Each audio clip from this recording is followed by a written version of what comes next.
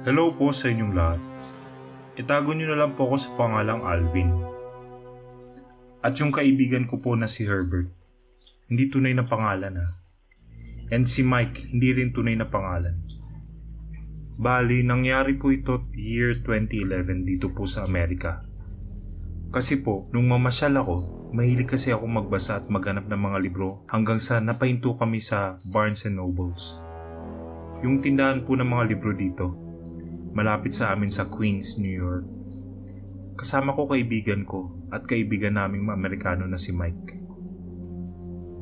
Bali, mahilig kasi ako magbasa ng mga nakakatakot. Hanggang sa nakita ko itong book sa Barnes & Nobles. Ang nakalagay ay Weird New Jersey. So binuksan ko ito at binasa ko. Ang daming mga haunted places na pwedeng puntahan, pero for some reason nakita ko sa book yung nakasulat Clinton Road, na ang sabi is one of the most haunted city in the United States. Then, tinuloy-tuloy ko ang pagbabasa ko. Nakita ko talagang nakakatakot. So, sabi ko sa barkada ko and kay Mike, yung Amerikano, at si Herbert, Pinoy. So sabi ko, "So what do you think, guys? Shall we go there tomorrow night?" Then pasabi nila, "Sure!" Actually, it's October 30. Yan kasi ang Halloween kasi dito sa Amerika.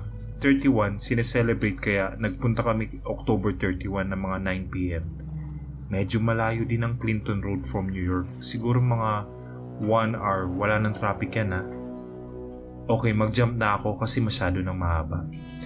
So, nung umalis kami ng October 31 ng gabi, naisipan namin na kargahan ng gasolina ang kotse kasi sabi ng libro, kung go-ghost hunting daw, kailangan ang kotse always in good condition kasi madilim dun. Walang kuryente, walang poste. Ang pinakailaw lang namin ay ang ilaw ng kotse, yung headlight. And may dala kaming tigi-tigisang flashlight. So pagdating namin sa gasolinan, tinanong kami ng matandang Amerikano na gasoline boy. Sabi niya, "Where are you guys going at this time?" Kasi almost 10 p.m. na nang malapit na kami sa haunted Clinton Road ng New Jersey. Then sagot namin sa matanda, "Oh, we're going to the haunted Clinton Road." Then sabi ng Amerikano sa amin, "You guys be careful. You know it's very dangerous there. And most of the people die there because of the accident. They saw a lot of spirits that suddenly will cross the street and some cars will chase you." So medyo natahimik kami. Medyo natakot pero sabi ng barkada naming Amerikano, "Come on man, let's go."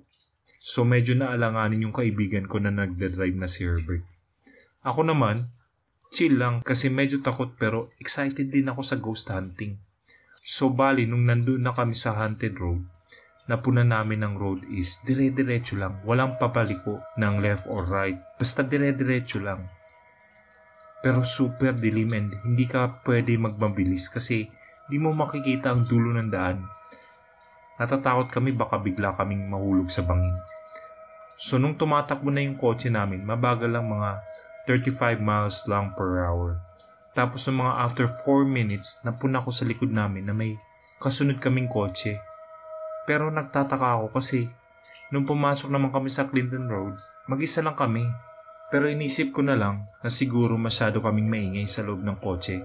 Nagkwekwentuhan kaya hindi na namin napansin yung kotse sa likod namin.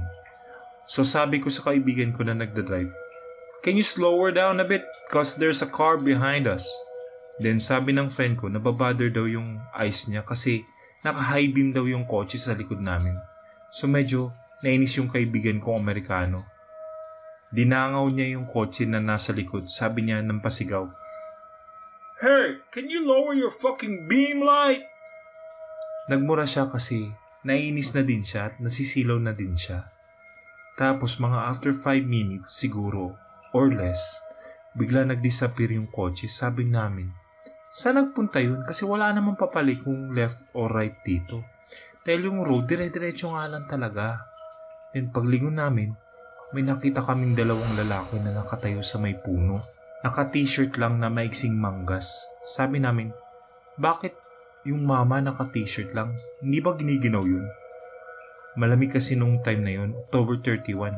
Ang temperature was -3 Celsius Halos ang lakas nga ng heater ng kotse namin. Tapos nung binagalan pa yung kotse para tulungan namin baka kako nasira yung kotse nila. Sobrang lamig pa naman. Wala silang heater sa kotse. Napuna namin, di namin makita yung muka. Ayun, natakot na kami. Medyo bumilis yung kotse kasi natakot na kami pero binagalan ng friend ko after medyo malayo na kami. Then nakita namin ang ilog. Kasi naiihi na yung kaibigan ko. Huminto muna kami pero nung inispatan namin ng kaibigan ko ng flashlight, hindi ma-reach ng flashlight yung pinakatubig ng ilog sa sobrang dilim. Tapos nabitawan ng kaibigan ko yung flashlight. Nainis pa nga sa akin kasi sabi niya, "Come on man, why did you push my arm?" Then sagot ko, "Me? I wasn't behind you." Napuna niya na nasa kotse ako at nakatayo. Hinihintay ko sila. Tapos di na makaihi, natakot na. Then nag-drive na ulit friend ko, sabi niya, uwi na raw kami. Pero nung pauwi na kami, napuna ko may almost 1 hour and a half na kaming nasa road na yon. Pero sabi sa libro, 45 minutes lang yung road na yon. Nagtataka na kami.